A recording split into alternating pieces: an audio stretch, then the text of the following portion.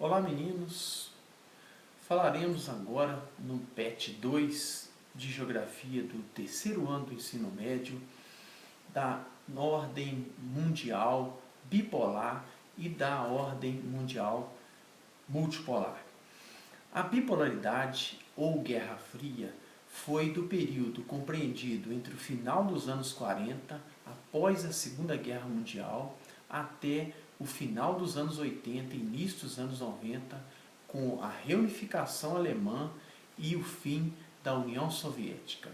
Neste período, chamado de Guerra Fria, a Europa foi dividida em dois blocos, um capitalista, o leste ou oeste europeu, outro socialista, o leste europeu. A Alemanha dividida em duas, a Alemanha capitalista ocidental, a Alemanha socialista oriental. Havia duas áreas de influência na Europa, uma norte-americana, outra soviética. O mundo era dominado pela geopolítica da Guerra Fria. E para garantir o poderio econômico, os países, as superpotências, utilizavam de meios militares, utilizavam de meios espaciais. No final dos anos 60, nós tínhamos a chamada corrida espacial, a chegada do homem à Lua, a volta do homem no espaço sideral. E esse período, chamado de corrida espacial, foi marcado por uma grande disputa entre as duas superpotências, que levou a um processo chamado de paz armada, em que as duas superpotências se respeitaram para que não houvesse um terceiro conflito mundial já nos anos 60.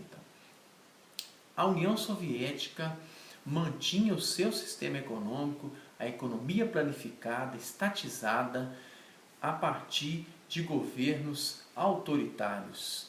Longas ditaduras mantinham a estrutura socialista no poder. Nos anos 80, a União Soviética dava sinais de crise e dava sinais de que iria acabar.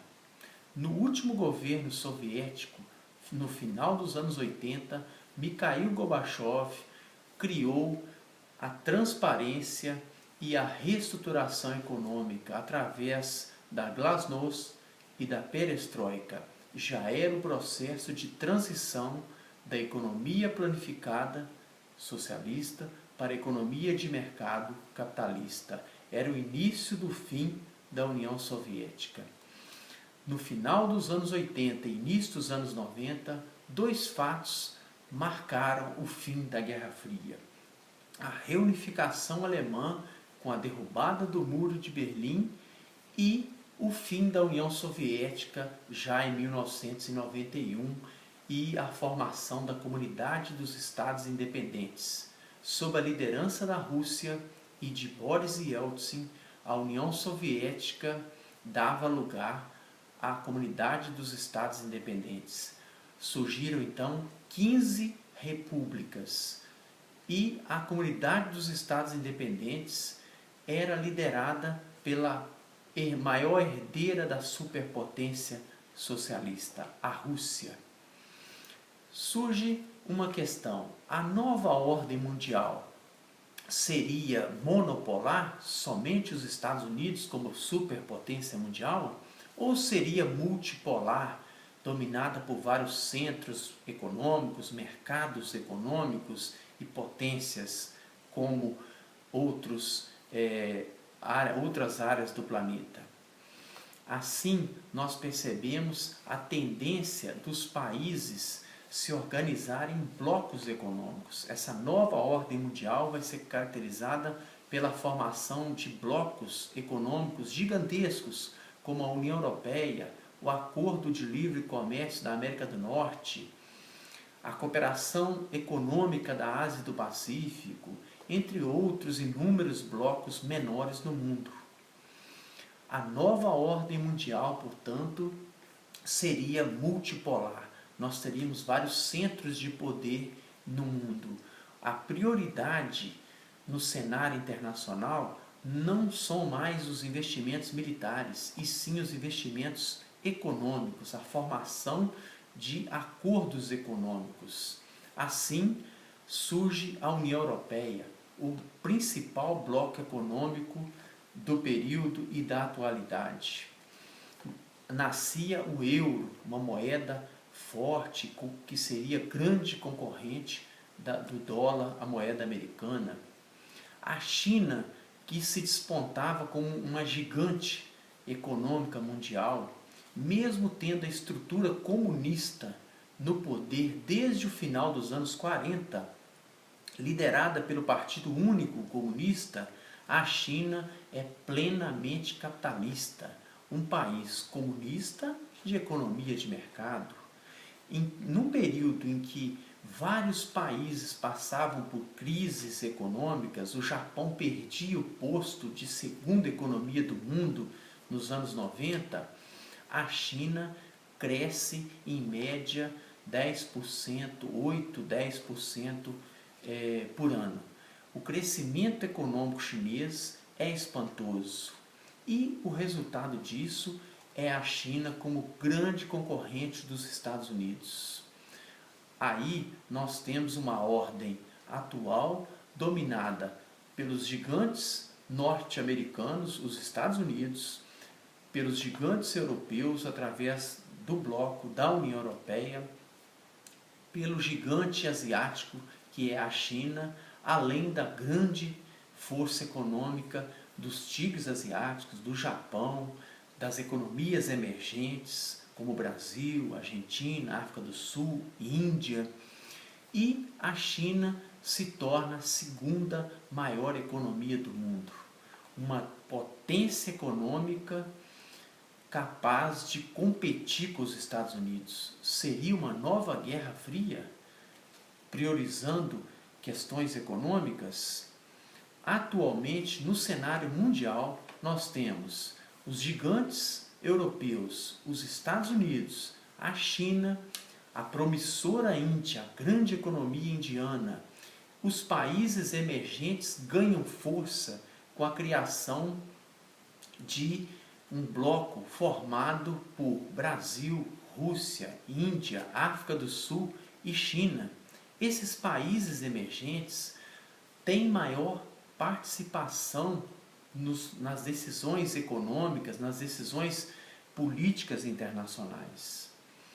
Portanto, a ordem econômica mundial não seria monopolar, e sim multipolar. Vários centros de poderes no mundo, poderes econômicos e inclusive militares. A Rússia, respeitada por ser a maior herdeira da União Soviética, por ter herdado a máquina militar soviética, despontando desconfiança do mundo por causa de um governo que não prioriza uma democracia plena, mas o poderio militar impõe respeito ao resto do mundo. Apesar das crises econômicas, a Rússia emerge como uma potência econômica. A Índia é uma gigante no campo econômico mundial.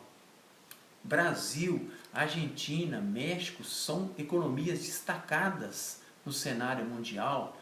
Portanto, esses países emergentes, como Brasil, Índia, África do Sul, Argentina, México, a China, têm o que em comum em termos mundiais? São economias fortes, porém apresentam sérios problemas internos, uns mais, outros menos, sérias desigualdades sociais, como é o caso da própria China, onde nós temos uma economia que é a segunda maior do mundo, contrastando com a qualidade de vida que é inferior à do Brasil.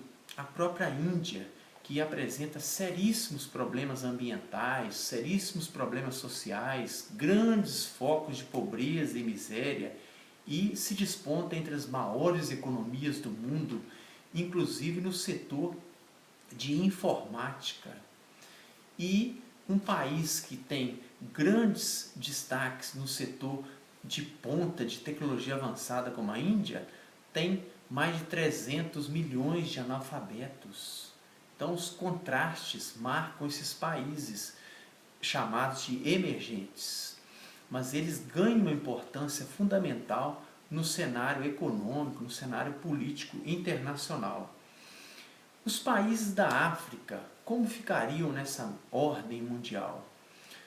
Como sempre fizeram o papel de serem fornecedores de matérias-primas. São as economias primárias, exportadores de produtos agrícolas, de recursos minerais. Eles têm uma relação desigual no comércio internacional. Eles exportam matérias-primas baratas e importam produtos industrializados muito mais caros. Na nova ordem mundial, nós temos os grandes centros tecnológicos, os chamados tecnopolos. O grande destaque é o Vale do Silício, nos Estados Unidos, onde nós temos as maiores empresas de tecnologia do planeta, como o Google, o Facebook, entre outras redes de destaque mundial.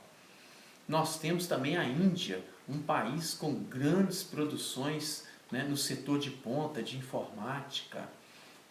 Nós temos países exportadores de produtos industrializados dentre esses emergentes, inclusive o Brasil. Mas esses países emergentes participam da economia mundial, são importantes centros econômicos mundiais, porém enfrentam questões internas muito sérias, cada um com suas particularidades. A Rússia, um país com grande poderio militar, respeitada no mundo inteiro, mas com sérias crises econômicas, desemprego, fragilidade na geração de recursos para a população. É um país muito exposto às crises após o surgimento dessa nova ordem e o final da União Soviética.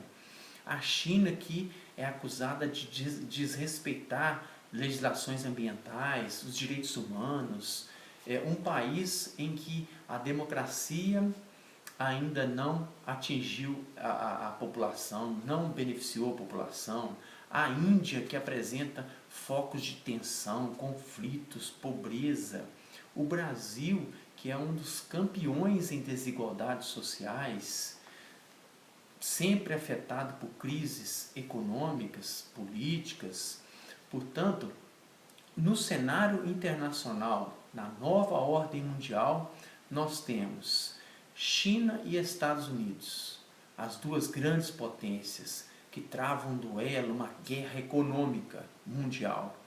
Nós temos a União Europeia, que é um bloco econômico que apresenta as suas crises, os seus problemas internos, as suas particularidades, mas é um gigante. Nós temos os Estados Unidos liderando a economia mundial.